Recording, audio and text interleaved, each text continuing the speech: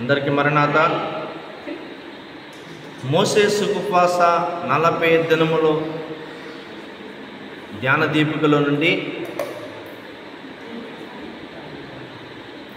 నిర్గమాకాండము 40 అధ్యాయంలో నిన్న 1 నుండి 19 అధ్యాయాలు ధ్యానం చేసుకున్నాం. ఈరోజు 20 నుండి 40 అధ్యాయాలు ధ్యానం చేసుకుందాం. ధ్యాన శక్తిని ప్రభు మనలకు అనుగ్రహించి వివరించును కాక. ఆమేన్. 20వ అధ్యాయము మొదటి 6 వచనాలు చదువుకుందాం. దేవుడు ఈ ఆజ్ఞలన్నీ వివరించి చెప్పెను. నీ దేవుడైన యెహోవా నేనే. నేను దాసుల గృహమైన ఐగుప్తు దేశంలో నుండి నిన్ను వెలుపలకి రప్పించి తిని, నేను తప్ప వేరొక దేవుడు నీకు ఉండకూడదు.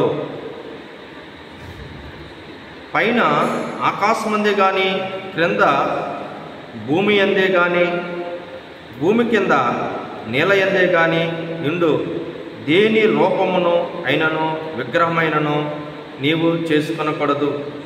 వాటికి సాగిలపడకూడదు, వాటిని పూజింపకూడదు. యాలయనగా నీ దేవుడైన యెహోవాను నేనే రోషము గల దేవుడను. నన్ను ద్వేషించు వారి విషయంలో 3-4 తరముల వరకు తండ్రుల దోషమును కుమారుల మీదకి రప్పించుచు, నన్ను ప్రేమించి నా ఆజ్ఞలు గైకొన్న వారి 1000 తరముల వరకు కరుణించువాడనై ఉన్నాను. కొద్ది వాక్యము దేవుడి వెనుకల్లో ఫలింపచేయును కాక. ఆమేన్.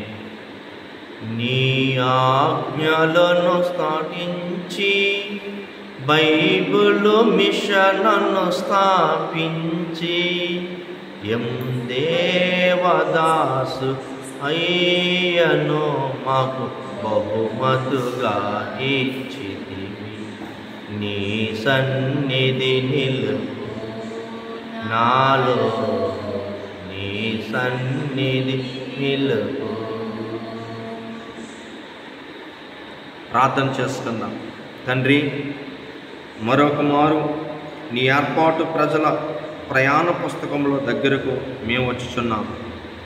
మాకు నేర్పించవలసిన సంగతులన్నీ నేర్పించమని ఈ 40 అధ్యాయములో 20 నుండి 40 వరకు నీ నామ మహిమాత్మే వివరించమని, యేసయ్యకిచ్చిన వాక్శక్తిని, దాసయ్యకిచ్చిన వాక్శక్తిని 7 ఆత్మతో వారు పాలు తేనె ప్రపంచ దేశం వెళ్ళినట్లు మేము పరమకానానుకు ప్రయాణము కొరకు ఎట్లా సిద్ధపడవలనో వివరించమని,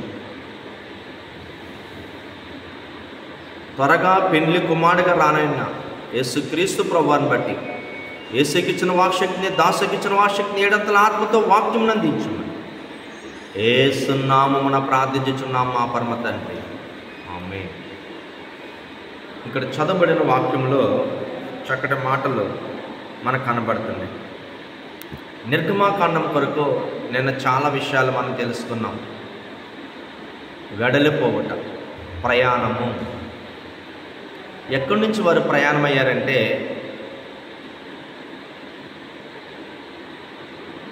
ఐగుప్తు నుండి ప్రయాణమే. ఐగుప్తు లోకానికి సాదృశ్యంగా ఉంది, అన్య ఆరాధనకి సాదృశ్యంగా ఉంది.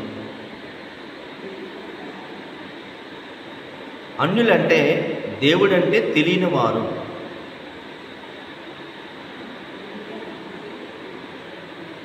సృష్టిలో సకల ఈవులు అనుభవిస్తున్నారు కానీ సృష్టికర్త తెలియనివారు. లోకంలో సృష్టిలో ఉన్న అన్ని అనుభవిస్తున్నారు.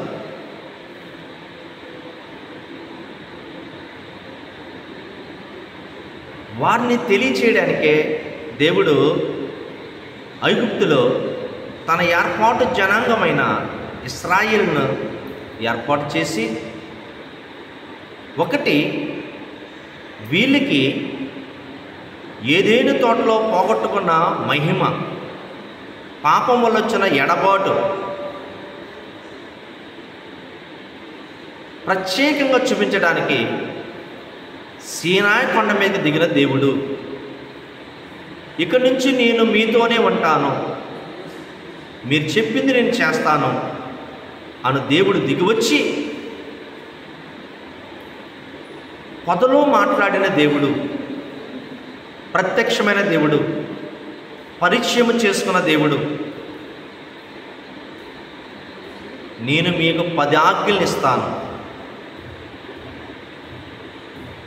నన్ను ప్రేమిస్తే 1000 తరాలు దీవిస్తాను, నన్ను ప్రేమించిన వారికి 4 తరాల వరకు శాపం. ఈరోజు ఆజ్ఞలను అనుసరిస్తే 1000 తరాల వరకు దీవెనలు. దేవుని ఏర్పాటు మొట్టమొదటి మూల పురుషుడు ఎవరంటే అబ్రహాం. ఆయనకంట భూలోకమంతటికి ఆయన ఆశీర్వాదం కప్పివేసింది. ఒక అన్ని జనాంగం నుంచి వచ్చాడు, కల్దీల వంశం నుంచి వచ్చాడు, కల్తీ లేని మహానుభావుడు. దేవుడంటే భయం, దేవుడంటే భక్తి, దేవుడు ఏం చెప్తే అది చేస్తాడు. కనుక ఆ జనాంగం కొరకు మరలా పితరుల దేవుడిని నేనే అని పరిచయం చేసుకుని ఇక నుంచి మీరు ఆజ్ఞల ప్రకారం ఉండాలి. ఐగుప్తులో ఉన్న ఏ ఒక్క రోగాన్ని, తెగులు, మరణాన్ని నేను రానివ్వను, నిన్ను స్వస్థపరచు యెహోవాను నేనే అని నిర్గమాకాండము 15వ అధ్యాయం 26వ వచనంలో మనం చూడగలుగుతాం. నా కట్టడలు నా ఆజ్ఞల ప్రకారం. ఇక్కడ దేవుడు 10 ఆజ్ఞలు ఇచ్చాడు. దేవుని ఎడబాటు వచ్చింది, పాపం వచ్చిన తర్వాత సాతాను 10 ఆజ్ఞలు ఇచ్చింది. దేవుడు చెప్పినవి ఏమిటి? మీ దేవుడైన యెహోవాను మొక్కండి అంటుంది. సైతాను మొక్కాలి.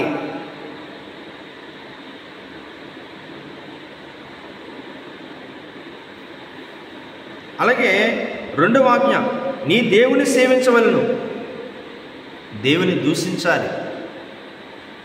అందుకే ఏ సంఖ్య ఎక్కువగా ఉంటున్నారంటే దేవుడిచ్చిన ఆజ్ఞల ప్రకారం నడిచేవారు కొంతమంది అయితే దాని వ్యతిరేకంగా నడిచేవారు ఎక్కువగా కనబడుతున్నారు. పోటీ ఆజ్ఞలు, పోటీ సంఘం,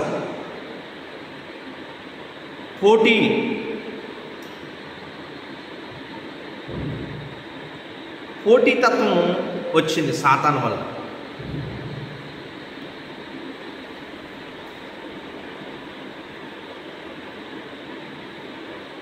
ఇక్కడ ఈ ఐగుప్తులో ఆజ్ఞల ప్రకారం ఉన్న వారికి ఆశీర్వాదాలు ఎలా ఉన్నాయి, దేవుడు కాపుదల ఎలా ఉంది, మరణం రాకుండా ఎలా ఉండగలిగారు, వ్యాధి రాకుండా ఎలా ఉండగలిగారు, పంటల నష్టం కలగకుండా ఎలా ఉండగలిగారు, సూర్యుడు చీకటి కమ్మితే వెలుగుగా ఎలా ఉండగలిగారు,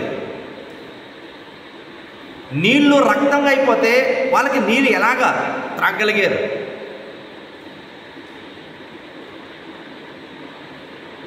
పోటీతత్వం కాదు, దేవుడు ఎలాగ కాపుదల చేస్తున్నాడు.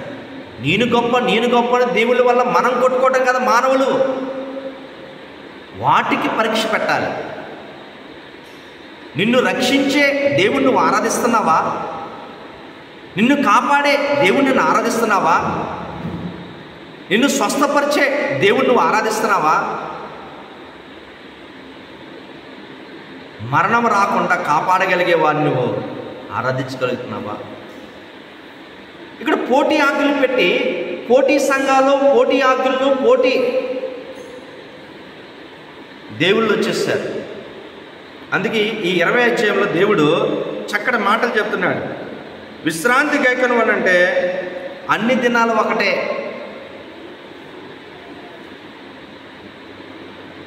ఆదివారం ఆరాధన ప్రభు మృతుల్లో నుండి లేచి విశ్రాంతి దినాన్ని మనకి ఇచ్చాడు. ఆ దినము చాలా ప్రాముఖ్యమైనది. చాలా జాగ్రత్తగా మనం ఆలోచించాలి. కొన్ని ప్రభుత్వాలు ఆదివారం ఆరాధన తీసేస్తూ ఉన్నారు. ఇప్పుడు ఒక్కసారిగా 400 సీట్లు వస్తాయంటే అందులో గెలవడానికి కూడా అవకాశం లేకుండా అయిపోయారు. ఇది దేవుడు ఏర్పాటు చేసుకున్న దినము, విశ్రాంతి దినము.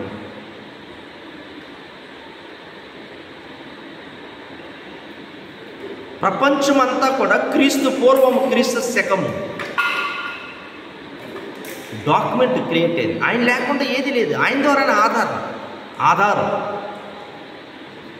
ఎంత పోటీ ఆజ్ఞలు వచ్చినా, ఎంత భయంకరమైన చివరికి నిలబడేది జీవంగల దేవుడే. ఐగుప్తులో పోటీగా చేశారు అద్భుతాలు, ఏం చేయలేకపోయారు. నీళ్లను రక్తంగా చేస్తే రక్తాన్ని నీళ్ళ చేయలేకపోయారు. దానికి పాడు చేయడానికి శక్తి ఉంది. దేవుడు ఏం చెప్పాడో దానికి ఆపోజిట్ ప్రజలందరినీ మోసం చేయటమే. విశ్రాంతిని ఆలోచించాలంటే అన్ని రోజులు ఒకటే. తల్లిదండ్రులకు లోబడి ఉంటాడంటే అక్కర్లేదు. నరహత్య చేయవద్దు, ఎవరినైనా చంపవచ్చు. వ్యభిచరించకూడదు, స్త్రీ పురుషులు ఇష్టాచారంగా తిరగవచ్చు, ఉండవచ్చు. దొంగతనం చేయరాదు, దొంగతనం విస్తారంగా చేసి దోసుకోవచ్చు. ఆకలేస్తే దొంగతనం చేసి తింటే తప్పేంటి? ఇవి సమాజము ఎలా మారిపోయింది. దేవుడు 10 ఆజ్ఞలు ఇచ్చి 1000 తరాలు మిమ్మల్ని దీవిస్తారు. దేవుడు దీవించాలంటే ఎలా ఉండాలి? ఈరోజు పోటీ ఆజ్ఞల వల్ల పోటీ పడి చివరికి ఏం చేసుకున్నారు? ఐగుప్తు ఎలాగ పతనం అయిపోయిందో, నాగరికత దేశం, జ్ఞానం గల దేశం, బలమ గల దేశం మొత్తం సర్వనాశనం అయిపోయింది. అబద్ధ సాక్ష్యం పలకకూడదు, అన్ని అబద్ధాలు చెప్పాలి. ఆశించరాదు, అన్నీ ఆశించవచ్చు. పొరుగువాంది ఏది ఆశించకూడదు, ఏదైనా ఆశించవచ్చు. ఇది ఆజ్ఞల ప్రకారం 20వ అధ్యాయంలో మనం ఇది చూడగలుగుతాం.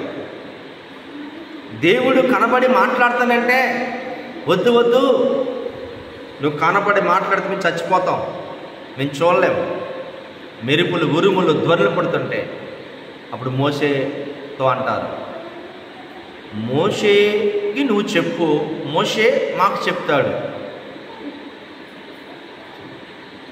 ఆజ్ఞానుసారం లేకపోతే మధ్యవర్తి కోరుకుంటున్నారు. దేవుడు అంటే మధ్యవర్తి లేకుండా ముఖాముఖిగా నేను కనబడతాను, నేను మాట్లాడతాను, నువ్వు చెప్పింది నేను చేస్తాను అని దేవుడు ఎంత ఇష్టపడినా వారు భయపడుతున్నారు. అందుకే ఈ 20వ అధ్యాయంలో దేవుడు చక్కటి విషయాలు చెప్పి, నా కొరకు మట్టి బలిపీఠం కట్టి బలులు అర్పించండి అని దేవుడు చెప్పాను. రాళ్లతో యజ్ఞవేదిక కట్టిరి. సరే, మీరు అలాగే ఆరాధించండి. నేను మాట్లాడితే చచ్చిపోతానంటున్నారు కదా, మీకు మనసుని అప్పగిస్తాను అని దేవుడు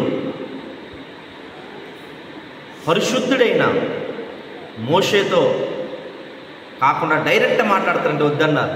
తర్వాత ప్రవక్తలు, న్యాయాధిపతులు, రాజుల తర్వాత ఇప్పుడు యాజకులు. ఈ 20వ అధ్యాయంలో స్పష్టంగా దేవుడు దిగి మాట్లాడుతున్నాడు. మా పొద్దు మేము చచ్చిపోతాం ఈరోజు. అందుకే నరులకును దేవుడికిను మధ్యవర్తిగా యేసుక్రీస్తు ప్రభువారు వచ్చారు. ఒక నరుడు కోరుకున్నా కనుక నేను నరుడిగా పుడతాను, ఇంకా మీతో నేను ఉంటాను. దేవుడు తన కుమారుడైన యేసును మధ్యవర్తిగా పంపించాడు. తిమోతికి రాసిన పత్రిక 2వ అధ్యాయం 5వ వచనంలో ఈ మాట కనపడుతుంది. దేవునికిని నరులకును మధ్యవర్తి అయిన నరుడైన యేసుక్రీస్తు మనకు కనపడుతున్నాడు. అలాగే 21వ అధ్యాయం, దాసుని 7 సంవత్సరాలు ఇడిపించవచ్చు, పంటికి పన్ను కంటికి కన్ను, యజమానుడు ఎద్దును భద్రము చేసుకుంటే పొడుచువానిది ఎరిగి అతడు మరణశిక్షకు పాత్రుడు. కప్పులేని గోతి వల్ల నష్టం పెట్టుకొనవలెను. ఇక్కడ కట్టడలో న్యాయ విధులు దేవుడు చెప్తున్నాడు. 22వ అధ్యాయం, పశువులను దొంగిలించరాదు, దానికి బదులు ఇవ్వలేను, కన్నపు దొంగ వేస్తే కేసు లేదు, పరుల చేలు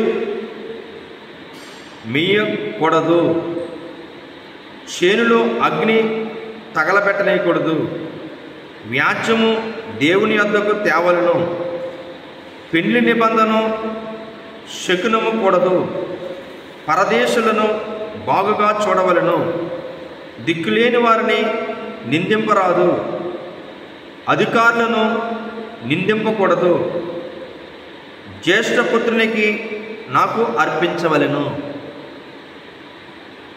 దేవుడు అంటున్నాడు, వీళ్ళందరినీ నేను ఏర్పాటు చేసిన వీళ్ళందరికీ కూడా మీరు సరిగ్గా ఉండాలి. అంతేకాదు, జ్యేష్ఠపుత్రుని నాకు ఇవ్వండి, నా పనికి అప్పగించండి. ఇంటికి ఒక పెద్ద కుమారుడు దేవునికి ఇవ్వాలి, దేవుడి పని చేయాలి. అది మనకు ఆశీర్వాదం. సేవ చేయకపోయినా సంఘాలైనా దేవుని పని కొరకు మనం చేయాలి. సంఘములో ప్రతి ఒక్కరు యాజకునికి సహకరించినా అది దేవుని పని చేసినట్లే.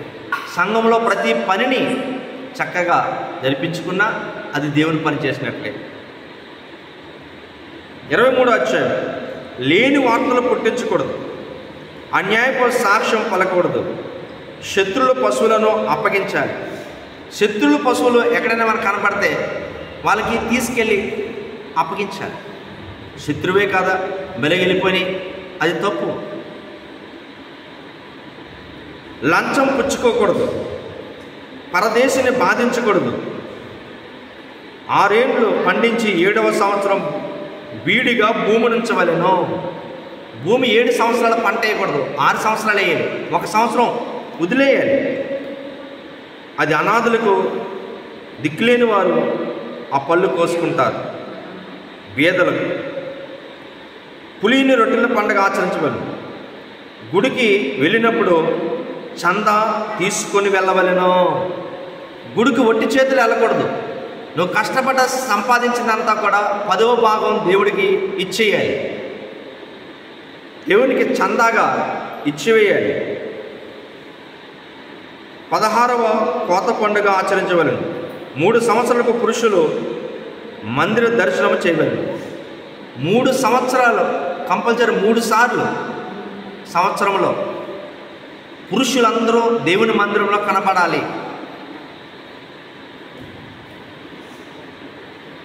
దూతను గురించి ఈ కాపాడే దూత కోపము పుట్టించుటకు నా నామం ఆయనకు.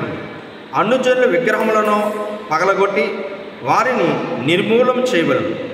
దేవుడు నీ అన్నపానాదులను దీవించెను. ఇక్కడ దేవుడు చెప్తున్న మాట, వివాహమైన తర్వాత తన భర్త పక్కన ఏ స్త్రీని చూడదు. చూస్తే ఏంటి అని భర్తను అడుగుతుంది భార్య. అలాగే పురుషుడు పక్షాన, పురుషుడు పక్కన ఏ స్త్రీ కనపడినా, స్త్రీ పక్కన ఏ పురుషుడు కనపడినా అడుగుతారు. దేవుడు కూడా చెప్తున్నాడు, మరి నా పక్కన ఎవరిని పడతారు పెట్టేస్తున్నారు? ఎలకన దేవుడు అంటున్నారు, పందిన దేవుడు అంటున్నారు, కుక్కన దేవుడు అంటున్నారు, విగ్రహాల దేవుడు అంటున్నారు, చెట్టుల దేవుడు అంటున్నారు. ఏంటిది? మీ కుటుంబానికి వస్తే భార్య భర్తలు ఒక్క పక్కన ఒకరు ఉండాలి. ఎవరితో మాట్లాడినా కోపం వస్తుంది, ఎవరితో మాట్లాడినా బాధ వస్తుంది. మీరు ఎందుకు ఇలా మాట్లాడుతున్నారు? ఎందుకు ఇలా చేస్తున్నారు? అసలు దేవుడు అన్నవాడు ఒకడు ఉంటాడు కదా. ఒక చెట్టుని పెడుతున్నావు, ఒక విగ్రహాన్ని పెడుతున్నావు, దేవుడు అంటున్నావు. దేవుడిని నేనే, నా లక్షణాన్ని నీకు ఇచ్చాను, నా ఆత్మని నీకు ఇచ్చాను, నా జీవనాన్ని నీకు ఇచ్చాను, నా రూపాన్ని నీకు ఇచ్చాను అని ప్రతి పురుషుడు, ప్రతి స్త్రీ నా బిడ్డలు. పురుషుడు రూపాన్న నేనున్నాను. పురుషుడికి స్త్రీ లోబడాలి అని ఏదైనా తోటలో పురుషుడిని స్త్రీని చేసి ఒక చక్కటి కుటుంబ బంధం చేపించి ఆ బంధాన్ని ఈరోజు సంఘాల్లో చూపిస్తాడు. సృష్టికర్త భర్త. ఇంకా దేనిని ఆరాధించవద్దు, అన్య విగ్రహములను పగలగొట్టి వారిని నిర్మూలన చేయవలను. దేవుడు నీ అన్నపానములు దీవించును. ఈరోజు మనం అందరం కూడా అన్నపానాల విషయంలో దీవించబడాలంటే, ఎవ్వరూ లోటు లేకుండా ఉండాలంటే, పిల్లలు తల్లిదండ్రులు ఉంటే ఎంత బాగుంటారో, కానీ తల్లిదండ్రులు లేని పిల్లలు ఏమైపోతారు? తండ్రి ఉండి తల్లి లేకపోతే, తల్లి ఉండి తండ్రి లేకపోతే, అసలు తల్లిదండ్రులు లేకపోతే, అసలు తల్లిదండ్రులు ఎవరో తెలియకపోతే, ఎంతమందో ఉంటే ఎంత అవమానం. దేవుడు ఈ అధ్యాయంలో మాట్లాడుతున్నాడు. దేవుడు నీ అన్నపానములు దీవించును. నువ్వు అలా చేస్తే కాదు, కంటితో చూస్తున్నావు, ప్రతి దాన్ని ఆరాధించు. దీవెనలు కష్టంగా ఉంటాయి. అన్నపానములు దీవిస్తానంటున్నాడు. నీ శత్రువులను వెళ్ళగొట్టు. బలిమి చేత దేవుని విగ్రహారాధకులు వెళ్ళగొట్టు. మనము స్వార్థ చేత వెళ్ళగొట్టవలెను. ఇప్పుడు అందరికీ నిజం చెప్పు, అబద్ధం చెప్పు. ఈరోజు ఆశీర్వాదాలు, అన్నపానాలు ఏ లోటు లేకుండా నువ్వు బ్రతికినంత కాలం ఈ భూమి మీద ఉన్నవారు ఎవరికి అన్నపానాలు లేకుండా ఆశీర్వాదాలు ఉండాలంటే వ్యర్థమైన దాన్ని వెళ్ళగొట్టాలి.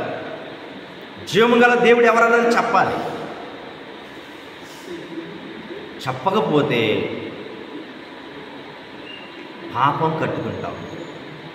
స్వార్థ ప్రకటన ద్వారా నిర్మూలన చేయాలి. బిడ్డ పుట్టగానే తల్లి, ఇదిగో నీ తండ్రి, నీ తాతయ్య, అమ్మమ్మ, నానమ్మ అనే తల్లి అందరినీ పరిచయం చేస్తుంది. ఈరోజు యజ్ఞంలో దేవుడు మాట్లాడుతున్నాడు, నన్ను నీవు పరిచయం చేయి, స్వార్థ ప్రకటించు. నమ్మి బాప్తిసం పొందిన వారు రక్షించబడతారు. అలాగే 24వ అధ్యాయము, దేవుని మాటలు మోసే అహరోను, నాదాబు, అబీహు మరియు 70 మంది విని దేవుని సన్నిధి కావాలని దేవుని మాట ప్రకారం చేసేది అని చెప్పారు. ప్రజలు మోషే రక్త బలిని చేసి గ్రంథము వివరించెను. నిబంధన రక్తమును ప్రజల మీద చల్లెను. దేవుని చూసిరి. దేవుడు రాతి పలకల శాసనములు ఇచ్చుటకు మోషేని పిలిచెను. సీనాయి కొండ మేఘము 6 రోజులు కమ్మెను. మోషే కొండ మీద 40 రోజులు ఉండెను. ఇది 24వ అధ్యాయం. 25వ అధ్యాయం, దేవుడు మోషేతో ప్రజల వద్ద కానుకలు తీసుకొనవలెను. మీరు పరిశుద్ధ స్థలంలో నిర్మించవలెను. నేను కలుసుకొని రూపమును, ఉపకరణములను, రూపమును నిర్మింపవలెను. మందసము చేయవలెను. కిరీబులను చేయవలెను. కిరీబుల మధ్య నుండి దేవుడు మాట్లాడును. సన్నిధి రొట్టెల బల్ల చేయవలను. దీపవృక్షము చేయవలను. ఇక్కడ ఒక గుడారం కట్టుకోండి, ప్రత్యక్ష గుడారం. అప్పటి వరకు దేవుడు దేహమనే దేవాలయంలో ఉన్నాడు. ఫస్ట్ తాత్కాలిక గుడారం, ప్రత్యక్ష గుడారం ఇక్కడ మనకు కనపడుతుంది. నేను మీతో ఉంటాను, మీతో మాట్లాడతాను, మీరు చెప్పిందంతా చేస్తాను. అందుకే ఈరోజు సంఘంలో ఆత్మ చెప్పిన మాట చెవిగలవారు విన్నుగాక. 26వ అధ్యాయం, దైవాజ్ఞ తెరలో మందిరము కట్టవలను. దేవుడు ఒక మందిరం కట్టమన్నాడు, వారు కడుతున్నారు. 27 వచ్చాయి. తుమ్మ కర్రల బలిపీఠము చేయవలను, కొమ్ములు గలది, ఆవరణం ఏర్పాటు చేయవలను, ఒలివల నూనె, రక్తపు రాయి, రక్తవర్ణపు రాయి, సులీమ నీలము, సూర్యకాంతం. ఇక్కడ దేవుడు ఒక ఆవరణము ఏర్పాటు చేయమన్నాడు మందిరం చుట్టూ. ఇక్కడ 28 వచ్చాయి. అహరోను తన కుమారులు యాజకత్వమును వారి వస్త్రములను కుట్టింపవలను, పనికి జ్ఞానాత్మ పూర్లో కావలను, ఎఫోదు మీద దట్టి పాగా, మాణిక్యం, గోమేదకం, మరకతము, పద్మరాగము, నీలము, సూర్యకాంతము, ఆరాత్మయు, స్మురాయి, ఇంద్రనీలము, రక్తవర్ణపు రాయి, సులీమి రాయి, సూర్యకాంతం. ఇవి ప్రత్యేకంగా ప్రతిష్ఠించటకు వస్త్రాలు. మందిరములో ప్రత్యేకమైన 12 గోత్రములకు 12 రత్నములను ఇక్కడ మనకు తెలియజేస్తున్నట్టు కనపడుతుంది. 29 వచ్చాయి. యాజకులను ఏర్పరచు పద్ధతులు, దూడ, పొట్టేలు, అప్పడములు తేవలను, నూనెతో అభిషేకించవలను, పాప పరిహారార్థ బలి, కోడిదూడలో గత్తర కాల్చివేయుట, జంతు రక్త ప్రోక్షణ, అహరోను అతని కుమారులు అభిషేకం, నా మహిమ వలన పరిశుద్ధపరచట. ఇక్కడ బానిసత్వంలో ఉన్న వారిని భటులుగాను, రాజులుగాను, యాజకులుగాను చేసి ప్రతిష్ఠించి ప్రత్యేకంగా ఉండడానికి దేవుడు కోరుకుంటాడు. 30 వచ్చాయి. ధూపవేదిక, దానికి కొమ్ములు, దాని మోతకర్రలు చేయుట, అక్కడ నేను నిన్ను కలుసుకుందును, ప్రాణ పరిక్రయ ధనము, ప్రొద్దుట సాయంకాలము ధూపవేలము, అన్య ధూప కాకూడదు, ద్రవ్య నైవేద్యంలో అర్పించవలను. ఇక్కడ ప్రత్యేకంగా నిత్యము దేవుని స్తుతించాలి, ప్రార్థించాలి అని దేవుడు ఈ అధ్యాయంలో మాట్లాడుతూ ఉన్నాడు. పానీయం పొయ్యకూడదు, కొమ్ములకై ప్రాయశ్చిత బలి చేయవలను, గంగాల పీఠము, తైలము, అహరోను కుమారులు అభిషేకము, ధూపద్రవ్యము, ఇది యెహోవాకు ప్రతిష్ఠితము, మందసము నెదుట నుంచవలను. దేవునికి ప్రతిష్ఠించుకున్నట ఒక ప్రత్యేకమైన వస్తువులను, ఉపకరణములను దేవుడు ఇక్కడ ఏర్పాటు చేస్తున్నాడు. 31 వచ్చాడు. బెస్సలేలు, ఈయన జ్ఞానాత్మ గలవాడు, చిత్రకార్యములు చేయగలవాడు. అహాలుబును ఆయనకు జతగా దాను గోత్రికుడు. విశ్రాంతి దినము ఆచరించుట నాకు మీకును గుర్తు. దేవుని వేలుతో రాయబడిన 2 రాతి పలకలు మోషేకిచ్చును. ఇక్కడ దేవుడు చక్కగా మోషేకి చక్కటి ఆజ్ఞలు 2 పలకలు ఇచ్చాడు. అలాగే 32 బంగారు దూడను చేసుకొనుట, యెహోవా పండుగ చేయుట, కొండ మీద దేవుడు మోషేతో దిగి వెళ్ళుము, నా ప్రజలు చెడిపోయిరి అని చెప్పాడు. దేవుడు, నీవు ఓరకును వారిని నాశనం చేసి నిన్ను గొప్ప జనాంగంగా చేసేతను. మోషేను అందుకు సమ్మతింపబడక మోషే యెహోషువ కొండ దిగిరి, పలకలు పగలగొట్టును, దూడను కాల్చి వారి చేత త్రాగించును. ఏర్పరచబడిన వారు దుర్మార్గులు. మోషే అహరోను ఎందుకు ఇలాగ చేసేదనట. అహరోను జవాబు, లేవీలు మోషే ఆజ్ఞ చొప్పున 3000 మంది చంపిరి. మోషే పాప క్షమాపణ నిమిత్తం ప్రార్థన వారిని క్షమించకపోతే జీవగ్రంథములో నుండి నా పేరు తీసివేయి. ఇశ్రాయేలు రక్షకుడట వారిని నశింపచేస్తానంటే క్షమించు ప్రభు అని ప్రార్థన చేశాడు. అంతేకాదు, జీవగ్రంథంలో నుండి నా పేరు తీసేయి. దేవుడు ఎన్నుకున్నవారు, దేవుడు కోరుకున్నవాడంట శత్రులు సైతం క్షమించమని ప్రార్థన చేస్తాడు. 33 అధ్యాయం.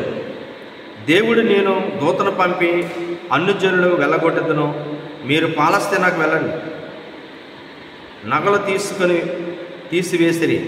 ఇశ్రాయేలు తమ డేరాలో ద్వారం యొద్ద నిలబడగా వెలుపటి గుడారంలో దేవుడు ఇచ్చి మోషేతో మాట్లాడారు. ప్రత్యేకింపబడి జనమును బండలో నుండి దేవుని సన్నిధి రావాలి, బండ సందుల్లో నుండి దేవుని సన్నిధి రావాలని మోషే దైవ మహిమ చూశాను. ఆ బండ సందులో దేనికి గుర్తుగా ఉన్నాయి? యేసుక్రీస్తు శిలువ గాయాలకి గుర్తుగా ఉన్నాయి. అలాగే 34 వచ్చాయి. 2 రాతి పలకల సీనాయి శిబిరం మీద మోషే మాటలు, దేవుని నిబంధన, ఇశ్రాయేలు ఎదుట ఎవరు నిలవరు, అన్య విగ్రహములను ఎడల జాగ్రత్తగా పరజనులతో నిబంధన చేసుకొనవద్దు, పొంగాని వాటిని పండుగ 7 దినములో పొంగాని వాటిని తినవలను, పశువులతో మొదటిది నాది, దేవుని సన్నిధిని వట్టి చేతులతో రాకూడదు, విశ్రాంతి దినము ఆచరించవలను, సంవత్సరముకు 3 పురుషులు దేవుని సన్నిధిలో కనబడవలను, ప్రథమ ఫలముల తేవలను. కొండ దిగినప్పుడు మోసే ముఖము ప్రకాశించుట. అలాగే 35 అధ్యాయం, విశ్రాంతి దినము కట్టడలను అర్పణలను అన్ని విధములైన తీసుకొని రండి, వివేక హృదయము పని గుడారము కావాలని ప్రోగు చేయవలను, హృదయ ప్రేరేపణ బట్టి ప్రజలు అర్పించరి, స్త్రీలు తాము వడికిన నూలు తెచ్చరి, బెశాలీలు చిత్రమైన పనికి దైవాత్మకు పూరుడైను. అలాగే 36 అధ్యాయం, నానా విధములైన గుడారపు పని చేయుటకే బెశాలీలు వంటి వారిని మోషే పిలిచెను, కానుకలు అత్యధికమైనవి గనుక మానిరి, తెరలు కొలుపులకు కుండీలు చేసెను, తెర 112 మూరలు, కప్పు తెర 120 మూరలు, మేక వెంట్రుకలతో పలకలు చేయుట 20 అడ్డు తెరలు. 37 అధ్యాయం, మందసము చేసెను, కరుణాపీఠము బల్లను చేయుట, దీపవృక్షము దోపవేదిక. ఇది యేసుక్రీస్తు ప్రభువారికి స్వాదృశ్యముగా ఉన్నాయి. 38 అధ్యాయం, ఆ దహన బలిపీఠం నిర్మాణము, ఇత్తడి జల్లెడు, ఇత్తడి గంగాళము, ఆవరణము, నిర్మాణము, యాజకుని స్తంభము. ఇవి కూడా బలిపీఠం, ఇత్తడి గంగాళం, ఇవన్నీ కూడా పరిశుద్ధపరచుటకు, పాప పరిహారాలు చేయుటకు యేసుక్రీస్తు ప్రభువారికి సాదృశ్యంగా మనకు కనబడుతున్నాయి. 39 అధ్యాయం, ప్రతిష్ఠిత వస్త్రములు కుట్టుట, ఎఫోదు చేయుట, భుజఖండములు చేయుట, లేత పచ్చలు చేయుట, ఇశ్రాయేలు పేర్లు వాటి మీద చెక్కబడిన పతకంలో 4 పంక్తులు. ఇది యాజకునికి ఒక ప్రత్యేకమైన ఘనత కొరకు, అలంకరణ కొరకు ఏర్పాటు చేసినవి. 12 గోత్రాలు సూచిస్తూ ఒక యాజకుని వస్త్రం ప్రతిష్ఠిత వస్త్రముగా ప్రత్యేకించబడిన ఘనత కొరకును ఏర్పాటు చేసినట్లు యజ్ఞంలో కనపడుతుంది. మాణిక్యము, పద్మరాగము, గారాత్మది, రక్తవర్ణము, గోమేదకము, నీలము, యష్మయు, సులీమని, మరకతము, సూర్యకాంతము, ఇంద్రనీలము, సూర్యకాంతము, దానిమ్మ పండు చేయుట, గంటలను చేయుట, అహరోను వాని కుమారులు దుస్తులను, కిరీటమును, దాని మీద యెహోవా పరిశుద్ధుడు, గుడారపు పని పూర్తయ్యను, దైవాజక ప్రకారం ఇశ్రాయేలు చేసినది దీవింపబడెను. 40 అధ్యాయం, ప్రత్యక్ష గుడారము నిలవబెట్టుట.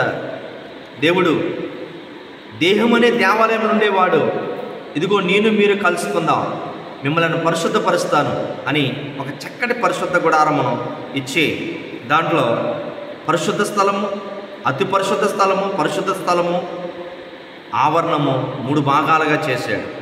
అది నిలవబెట్టేట పని పూర్తి అయిపోయింది.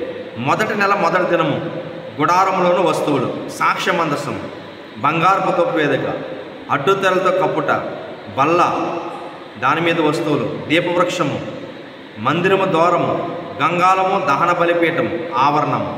ఇవి క్రీస్తు యేసుకు స్వాదృశ్యముగా ఉన్నవని మరొకసారి తెలియజేస్తున్నాం. అభిషేక తైలముతో మందిరమును, వాటిలోని సమస్తమును ప్రతిష్ఠించి అభిషేకించవలను, దహన బలిపీఠమునకు ప్రతిష్ఠించవలను, గంగాళము కూడా అహరోను ప్రతిష్ఠించవలను, ఆయన కుమారులు అభిషేకము 2వ సంవత్సరములో మొదటి నెల మందిరము నిలవబెట్టవలను. మందసములో శాసనముల పలకంలో దాని మీద కరుణాపీఠము, మందసము కప్పు, లోపట బల్ల మీద సన్నిధి రొట్టెలో ఉంచవలెను. బంగారపు ధూపవేదిక మీద పరిమళ ధూపద్రవ్యములను, దహన బలిపీఠము మీద నైవేద్య సమర్పణ చేయవలను. గంగాళంలో నీళ్లు పోయవలను. ఆవరణ ద్వారపు తెరలో చేసెను. మోషే తన పని సంపూర్తి చేసెను. మేఘం గుడారం మీద కమ్మును. అప్పుడు దేవుని మహిమ మందిరములో వ్యాపించెను. యెహోవా ఉన్నందున మోషే ప్రత్యక్ష గుడారంలో నిలవలేకుండెను. మేఘం పైకి వెళ్ళినప్పుడు ఇశ్రాయేలు ప్రయాణమైరి. పగల మేఘస్తంభముగా, రాత్రి అగ్నిస్తంభముగా గుడారం మీద ఉండెను. ఇక్కడ దేవుడు మనుషులతో ఉండడానికి ఒక ప్రత్యక్ష గుడారం పెట్టి ఆ గుడారం పైన ఒక మేఘములో దేవుడు ఉన్నట్లుగా కనపడుతుంది. ఈ 40 అధ్యాయంలో దేవుని కొరకు దిగివచ్చిన దేవుడు పరిశుద్ధులుగా చేసి అభిషేకించి ఆయన సహవాసం ఉండడానికి, మనలందరినీ చదపడటానికి ఈ మందిరమే దేవుని యొక్క మహిమ అలంకరణ నిమిత్తం, దేవుని యొక్క